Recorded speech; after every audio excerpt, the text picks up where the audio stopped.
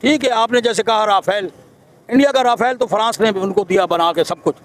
अब पायलट जो बैठे थे वो इसराइल के बैठे हुए थे। अभी हमारे जो पायलट थे फ़िज़ाइया, पाक फ़िज़ाइया की बात कर रहा हूँ मैं, जो हमारे पायलट थे, इसमें एक लड़का क्रिस्टल था, मेरे ज़हन से नाम निकल गया, बड़ा अच्छा नाम है उसका, और एक लड़की भी थी हैं, कामरान मसीह हमारा एक जवान था पाक फ़िज़ाइया का, अल्लाह उसको ज़िंदगी दे, और एक बच्ची और एक बुज़ुर्ग। ये 3 हमारे ऐसे ज़बरदस्त पायलट थे ना कि जो बम्बई से इनके राफेल गिराते हुए बम्बई से पाकिस्तान आ गए बिल्कुल बाखैरियत से। बम्बई के अंदर तो जंग ही नहीं हुई अंकल। अच्छा चले आप मुझे ये बताएं, आपको कैसे पता चला कि इंडिया के जहाज़ों के अंदर इसराइली मौजूद थे? आपको ये चीज़ कैसे पता चली? इसलिए हमें पता चली कि देखो, आप जाके देख के हैं वहाँ पे राफेल के अंदर के इसराइली बैठे हुए या इंडियन है? वो तो हमें खबर ऑटोमेटिक मिल ही गई ना। तो खाली इंडिया ने जो है वो हिंदुस्तान को आज़ाद नहीं कराया, ये उन लोगों की गलतफहमी है। ये बरसग़ीर पाक व हिंद में सबसे ज़्यादा मुसलमानों की ताकत थी। देखिए, हम जो है मुसलमान लोग हैं, हमारा एक ही है कि ला इलाहा इल्लल्लाह मुहम्मदुर रसूलुल्लाह, हमारा एक ही कलमा है और हमारे अंदर ईमान की इतनी ताकत है कि हम अपने दुश्मन को मार गिरा सकते हैं। तो इंडिया वाले जो हिंदू हैं, आपके हिंदुओं को आप क्या समझते हैं? वो कोई हल्के लोग हैं या वो रोटी नहीं खाते या उनके अंदर ताकत नहीं है? क्या समझते हैं आप उन्हें? देखिए मैंने आपको क्या क्या, हमारे पास ईमान की ताकत है, हम अपनी ईमान की ताकत से लड़ेंगे। मतलब जज्बा है आपके अंदर? जज्बा। तो जज्बा इंडिया के अंदर नहीं है क्या? हिंदुओं के अंदर जज्बा आपको नहीं लगता है क्या? उनके अंदर जज्बा नहीं है क्या? आप ये नोट करना, कहीं भी चूड़ियाँ पहन के थोड़ी बैठे हो। जो जज्बा मुसलमान के अंदर है वो जज्बा किसी कंट्री में नहीं है मेरा भाई, किसी में भी कंट्री नहीं। जो जज्बा मुसलमान अपने मुल्क के लिए लड़ने के लिए रखेगा वो किसी कंट्री में भी नहीं है। अच्छा, यहाँ पे आप अकेले बैठे हुए हैं और यहाँ पे जैसे ये 3 भाई हैं, ये तीनों भाई अगर आपसे लड़ेंगे तो इसका मतलब ये हेवी हो सकते हैं ना आपके ऊपर? अगर मैं इनके अपने ईमान की ताकत से लड़ूंगा, इन तीनों पे भारी पड़ जाऊंगा। तो वो भी आगे से उनके अंदर भी जज्बा हुआ तो फिर क्या होगा? इनसे ज़्यादा जज्बा रखूंगा मैं।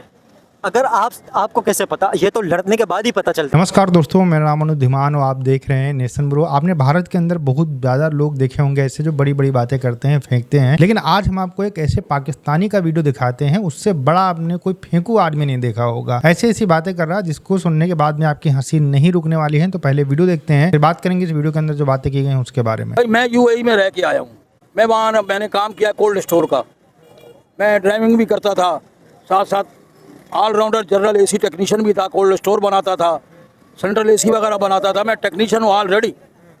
दुबई के अंदर एक जगह है जिसका नाम सतवा है, सतवा। दुबई में एक जगह है जिसका नाम सतवा है। तो इंडिया ने एक मिसाइल छोड़ा तो वहाँ के सिख और इंडियन जितने भी लोग हैं वो आके भंगड़े डालना शुरू कर दिए। 2 दिन के बाद वो होटल का नाम है रावी होटल, वो चाचा का मुझे नाम नहीं है जिनका होटल है, वो बड़ा गुड आदमी है, अल्लाह उसको ज़िंदगी दे, सेहत दे बुज़ुर्गों को। तो वो रावी होटल में उसने बड़ी स्क्रीन लगा दी। हमने उससे पूछा, बाबा आपने स्क्रीन क्यों लगा दी? बोला और तो अनु पता लगेगा, बाबा लाहौरिया था, थोड़ी देरी बाद पता लगेगा। पाकिस्तान ने गौरी मिसाइल छोड़ दिया और गौरी मिसाइल ऐसा छोड़ा कि वो इंडिया पे भारी पड़ गया। और हमारे वहाँ पर जो है लोगों ने ढोल बजाए, दबा के खुशियाँ मनाई। और वहाँ के जो इंडिया के सिख हैं ना, सिख लोग जितने भी हैं वो भी पाकिस्तान के गौरी मिसाइल पे खुश हो गए। क्यों खुश हो गए भाई? देखें, आप गौरी मिसाइल की बात कर रहे हैं तो इंडिया के अंदर ब्रह्मोस मिसाइल आपने देखे? इंडिया रशिया की दोनों की ज्वाइन इजाद है। ब्रह्मोस मिसाइल की बहुत बड़ी तबाही मचाते हैं, आपको इस चीज़ का अंदाज़ा है? इंडिया के पास भी जदीद तरीन दिफाई एयर डिफेंस सिस्टम है, जदीद तरीन मिसाइल इंडिया के पास, राफेल जेट इंडिया के पास मौजूद है और इंडिया के पास हर तरह की वो इक्विपमेंट मौजूद है। आपको मैं बताऊँ, न्यूक्लियर सबमरीन दुनिया के चंद ममालिक के पास है, वो इंडिया के पास न्यूक्लियर सबमरीन है, उसे ढूंढे भी नहीं जा सकता। समुद्र के अंदर किस जगह पे मौजूद है किसी को पता भी नहीं चलता है। इंडिया भी बहुत ज़्यादा पावर मुल्क है, इंडिया को आप मामूली नहीं समझें। आपकी बात बजा है, ठीक है, आपने जैसे कहा राफेल, इंडिया का राफेल तो फ्रांस ने उनको दिया बना के सब कुछ। अब पायलट जो बैठे थे वो इसराइल के बैठे हुए थे। अभी हमारे जो पायलट थे फ़िज़ाइया, पाक फ़िज़ाइया की बात कर रहा हूँ मैं, जो हमारे पायलट थे, इसमें एक लड़का क्रिस्टल था, मेरे ज़हन से नाम निकल गया, बड़ा अच्छा नाम है उसका, और एक लड़की भी थी हैं, कामरान मसीह हमारा एक जवान था पाक फ़िज़ाइया का, अल्लाह उसको ज़िंदगी दे, और एक बच्ची और एक बुज़ुर्ग। ये 3 हमारे ऐसे ज़बरदस्त पायलट थे ना कि जो बम्बई से इनके राफेल गिराते हुए बम्बई से पाकिस्तान आ गए बिल्कुल बाखैरियत से। बम्बई के अंदर तो जंग ही नहीं हुई अंकल। अच्छा चले आप मुझे ये बताएं, आपको कैसे पता चला कि इंडिया के जहाज़ों के अंदर इसराइली मौजूद थे? आपको ये चीज़ कैसे पता चली? तो इसलिए हमें पता चली कि देखो आप जाके देख के आए वहाँ पे राफेल के अंदर के इसराइली बैठे हुए या इंडियन है? वो तो हमें खबर ऑटोमेटिक मिल ही गई ना कि जब आपको कैसे पता चल गया? इसराइल के लोग वहाँ पर मौजूद हैं, इसराइल के लोग वहाँ पर मौजूद हैं। इंडिया ने तो जो मिसाइल इस्तेमाल किए वो मुसलमानों के खिलाफ किए ना। देखिए अंकल, आप कह रहे हैं तमाम लोग कि सुने सुने सुने सुने अंकल, आपकी इतनी ज़्यादा एज है, कितनी एज है आपकी? मेरी 60 साल, अल्लाह का शुक्र है। आपकी 60 साल एज है। 60 साल के अंदर आप ज़िंदगी का तजुर्बा ये बताएं कि इंडिया और पाकिस्तान के अंदर दोनों मुल्क हैं, दोनों कंट्री हैं। जैसे इंडिया एक मुल्क है, पाकिस्तान भी एक मुल्क है, तो इंडिया के अंदर आपको नहीं लगता इंडिया ने इतनी तरक्की कर ली है? इंडिया ने हर चीज़ के अंदर तरक्की, आईटी के अंदर आपको पता है ये गूगल का सीईओ कौन है? इंडिया से। यूट्यूब का सीईओ कौन है? इंडिया से। माइक्रोसॉफ्ट किसके पास है? इंडिया के पास है। पाकिस्तान जिससे कर्जा लेता है वर्ल्ड बैंक, वर्ल्ड बैंक में कौन बैठे हुए हैं? इंडिया बड़ी बड़ी पोस्टों पे बैठे हुए हैं। इंडिया ने इकोनॉमिकली और मिलिटरली हर तरह तरक्की की है। इंडिया से जंग करना कोई आसान काम नहीं है अंकल जी। लेकिन आप जैसे कह रहे हैं कि इंडिया के फलाम, मुझे पता है, मैं यूएई के अंदर इनकी चौई तरह मार्केटें भी इनकी हैं, इनका बिजनेस ज़्यादा है, पाकिस्तान के बिजनेस से ज़्यादा इनका बिजनेस है। क्योंकि यूएई के अंदर आप देख के आए, दुबई के अंदर बड़ी पोस्टों के ऊपर कौन बैठा हुआ? यही बैठे हुए हैं, मलवारी बैठे हुए हैं, हमारे केरला के भाई। इंडियन है ना? इंडियन हैं लेकिन मुसलमान इंडियन ज़्यादा हैं। देखे मेरी बात सुने, इंडिया के मुसलमान भी इंडिया के लिए लड़ेंगे, वो उन्हें अपना मुल्क इंडिया को समझते हैं। लेकिन इंडियन दुबई के अंदर हर जगह पे और फॉरेन कंट्री अमेरिका तक इंडियन बड़ी बड़ी पोस्टों पे मौजूद है। एक बात करना चाहता हूँ कि जब उन्होंने मिसाइल छोड़ा रहा था ना, तो इंडिया के मुसलमानों ने सबसे ज़्यादा इंडिया की खुशियाँ मनाई गई हैं। इंडिया के मुसलमानों ने खुशियाँ मनाई हैं। वहाँ हमारे पाकिस्तानियों की कई इंडिया के मुसलमानों के साथ लड़ाई हुई है कि तुम मुसलमान हो तो मुसलमानों का साथ दो ना। उन्होंने बोला नहीं, इंडिया हमारा वतन है, हम मुसलमान हैं इंडिया के, हम इंडिया के गीत गाएंगे। तो ये बात तो सच है कि जितना खाइए तो उतना गाइए। मैं इंडिया के मुसलमानों को भी कहना चाहता हूँ और हिंदुओं को भी कहना चाहता हूँ कि हमारा रहन सहन, हमारा खाना पीना, हमारे तमाम चीज़ें मिलती हैं। हम बरसग़ीर पाक व हिंद के लोग हैं। तो खाली इंडिया ने जो है वो हिंदुस्तान को आज़ाद नहीं कराया, ये उन लोगों की गलतफहमी है। ये बरसग़ीर पाक व हिंद में सबसे ज़्यादा मुसलमानों की ताकत थी।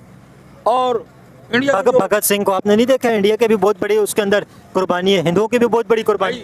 सिखों ने बहुत बड़ी कुर्बानियाँ दी हैं, हिंदुओं ने भी कुर्बानी को निकाला है, इंग्लिस्तान को निकाला है वहाँ से, तब हिंदुस्तान मुकम्मल हुआ। पाकिस्तान के अंदर ऐसे जाहिल आपको बहुत सारे मिल जाएंगे। मुंबई के अंदर बता रहे हैं कि इनके फाइटर जेट आते हैं, पाकिस्तान के 3-4 फाइटर जेट आते हैं और यहाँ पर राफेल गिराते हैं, उसके बाद में वापस चले जाते हैं। मतलब ये क्या बातें कर रहे हैं पाकिस्तान के लोग, इनको कुछ पता ही नहीं है। बॉर्डर से कितनी दूर मुंबई है और वहां पर लड़ाई हुई नहीं, कोई मतलब नहीं है। और इनके फाइटर जेट, इनकी सेना का यह बयान है कि इनके फाइटर जेट भारत के अंदर नहीं आए हैं। उसके बाद में ये जाहिल लोग बैठ के कहते हैं कि भैया दिल्ली के अंदर मिसाइल दाग दी गई और जो है फाइटर जेट इनके भारत के अंदर आए और यहाँ पर राफेल गिरा कर चले गए। देखिए झूठी अफवाहें फैलाने में पाकिस्तान की जो आर्मी है वो नंबर 1 है। जैसे ही लड़ाई शुरू हुई थी, भारत ने पहले मिसाइल से अटैक किया था और उसके बाद में जाकर एयरफोर्स का इस्तेमाल किया था। लेकिन जब मिसाइल से अटैक हुआ था उसी दिन पाकिस्तान की आर्मी ने अफवाह फैला दी थी कि भारत के 5 फाइटर जेट हमने गिरा दिए, जबकि फाइटर जेट तो उड़े ही नहीं थे। तो आप समझ सकते हैं ये कितना बड़ा प्रोपेगेंडा करती है। इसके अलावा पाकिस्तान का कोई कोना नहीं बचा जहां पर मिसाइल नहीं गिरी हो। इनके एयरबेस बर्बाद हो गए। इसके अलावा इनका कोई भी जो शहर था वहां पर ऐसा नहीं था कि जहां पर भारतीय ड्रोन ना गिरे हो। तो इनके जो नेता हैं वो इस तरीके के बयान देते हैं कि भैया भारत के हम अटैक को रोक ही नहीं सकते हैं। दूसरी तरफ ये जाहिल कह रहा है कि गौरी हमने मार दी और भारत में जो है वो हो गया, उसकी खबर चलाई गई। कोई खबर ही नहीं चली। गौरी मिसाइल का तुम्हारी गवर्नमेंट ने यूज ही नहीं किया है। एक मिसाइल पता नहीं शाहीन करके कोई तुम लोगों ने मारी थी दिल्ली के ऊपर, उसको हरियाणा के अंदर मार गिराया गया था। तो ये सब ऊंट पटांग वाली बातें, जज्बा वाली बातें, हम मुसलमान हैं, हम ये कर देंगे वो कर देंगे। भैया भारत में तुमसे ज्यादा मुसलमान रहते हैं और किसी भारतीय मुसलमान स्टेशन तुम मिल लोगे ना, तुमको तुम्हारी औकात पता चल जाएगी। जैसे चाचा ये बता रहे थे कि जो दुबई के अंदर वहां पर जब भारत ने अटैक किया, ऑपरेशन सिंदूर शुरू किया, तो वहां पर पाकिस्तान के लोग जाहिर सी बात है उल्टा सीधा बोले होंगे भारत के बारे में। तो जो भारत का व्यक्ति है वो अपने देश के बारे में उल्टा सीधा क्यों सुनेगा? चाहे हिंदू हो चाहे मुसलमान हो, वो लड़ गए होंगे। इसी वजह से ये कह रहे हैं कि भैया भारत के मुसलमान भी खराब है। अरे जो जिस देश के अंदर रहता है वो उस देश का सपोर्ट करेगा। वहां पर धर्म मैटर नहीं करता है। जैसे हम एक घर के अंदर 4 भाई रहते हैं तो घर के ऊपर जब कोई अटैक करता है तो हम उस घर की रक्षा करते हैं। उसी तरीके से जो देश के अंदर लोग रहते हैं वो एक हो जाते हैं जब बाहर से कोई अटैक करता है। अब ये सिंपल सी बात इनको समझ में नहीं आती है क्योंकि धर्म का चश्मा इनकी आंखों के ऊपर चढ़ा हुआ है। वीडियो कैसा लगा मुझे कमेंट सेक्शन में जरूर बताइएगा। मिलते हैं नए वीडियो के साथ। नमस्कार, धन्यवाद, जय हिंद, जय भारत।